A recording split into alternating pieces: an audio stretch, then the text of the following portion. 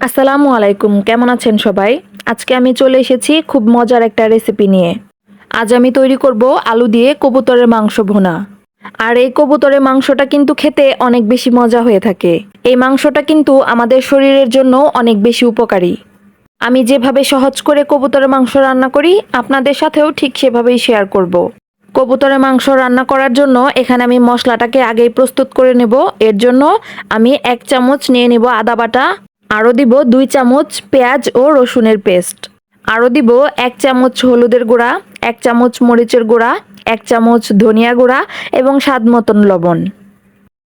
এখন এখানে সামান্য পরিমাণ পানি দিয়ে খুব ভালোভাবে নেড়েচেড়ে মিশিয়ে একটা পেস্ট তৈরি করে নেব। মশলাটা প্রস্তুত করা হয়ে গেলে এখন একটা প্যানে তেল গরম করে নেব। এখন আমি এখানে দিব একটা এলাচ, একটা দারচিনি এবং একটা তেজপাতা। এখন আমি তেলের মধ্যে হাফ কাপ পরিমাণ পেঁয়াজ কুচি দিয়ে দিব এবং পেঁয়াজ কুচিগুলোকে খুব ভালোভাবে নেড়েচেড়ে ভেজে নেব।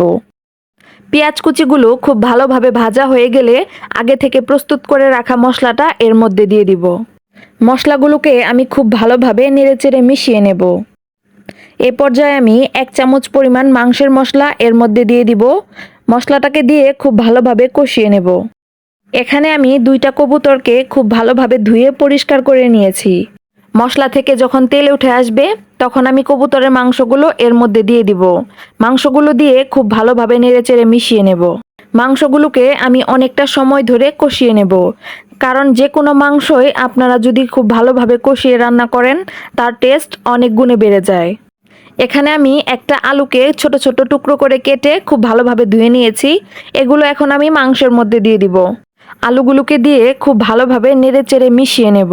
মেশানো হয়ে গেলে এখন আমি একটা ঢাকনা দিয়ে ঢেকে দেব এবং 2 মিনিট মাংসটাকে কষিয়ে নেব। 2 মিনিট পর ঢাকনাটি খুলে নিচ্ছি। এখন আবারও আমি মাংসটাকে একটু নেড়েচেড়ে দেব। আমি অনেকটা সময় ধরে মাংসটাকে কষিয়েছি, তার মানে কিন্তু আমার মাংসটা অনেকটাই সিদ্ধ হয়ে গেছে। আর বাকি সিদ্ধ হওয়ার জন্য আমি এখানে অল্প পরিমাণ পানি অ্যাড করব। আপনারা যদি ঝোল ঝোল খেতে চান তাহলে আরও একটু পানি অ্যাড করে দেবেন। আমি এই মাংসটাকে ভুনা খেতে চাচ্ছি, এই জন্য এখানে আমি 1 কাপ পরিমাণ পানি অ্যাড করেছি। এখন আমি একটা ঢাকনা দিয়ে ঢেকে দেব। এভাবে আমি আরও 4 থেকে 5 মিনিট রান্না করে নেব। আর এর মধ্যে কিন্তু আপনারা অবশ্যই লবণটাকে চেক করে নেবেন। যদি লবণের প্রয়োজন হয় তাহলে দিয়ে দিবেন। মাংসটাকে নামানোর আগে আমি এখানে হাফ চামচ গরম মশলার গুঁড়া দিয়ে দিব। আমার কবুতর রান্নাটা হয়ে গেছে। মাশাআল্লাহ, দেখতে কিন্তু অনেকটাই লোভনীয় হয়েছে আর এটা খেতে কিন্তু অনেক অনেক অনেক বেশি মজা। আমার এই রেসিপিটা যদি আপনাদের ভালো লেগে থাকে তাহলে অবশ্যই লাইক এবং কমেন্ট করবেন এবং আপনাদের ফ্রেন্ডস এবং ফ্যামিলির সাথে বেশি বেশি শেয়ার করে দিবেন। আর আমার চ্যানেলে নতুন হলে অবশ্যই সাবস্ক্রাইব করে আমার সাথেই থাকবেন। আর পেজ থেকে দেখে থাকলে অবশ্যই পেজটাকে ফলো করে দিবেন। ভালো থাকবেন সবাই, আল্লাহ হাফেজ।